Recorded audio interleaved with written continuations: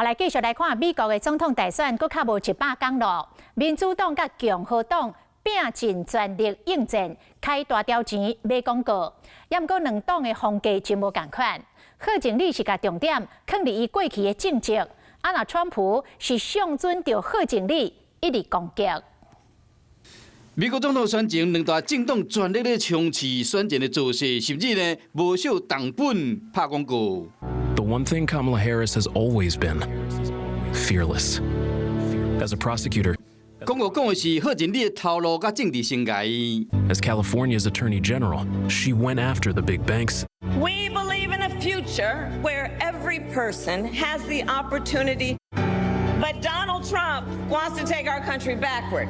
不过，川普这边是批评贺锦丽。 Under Harris, over 10 million illegally here. A quarter of a million Americans dead from fentanyl. 川普开几百万的美金，伫主要6个摇摆州放广告，希望透过美国甲墨西哥边境问题赢过对手。这当时，川普的副手范斯却因为过去捌警惕贺锦丽是无囡仔的鸟女士，这款话风挖出来练，川普不得不出面拍火保护副手。 He's not against anything. He feels family is good. And I don't think there's anything wrong in saying that. 选前才紧张，即马风声讲，因为川普一直无要同意甲贺锦丽辩论，致使总统的电视辩论无一个结果。或者贺锦丽呢，呛川普讲有话就当面出来讲，甲川普下战添。Don't you find some of their stuff to just be plain weird? Well, Donald, I do hope you'll reconsider to meet me on the debate stage. Because as the saying goes, if you've got something to say, say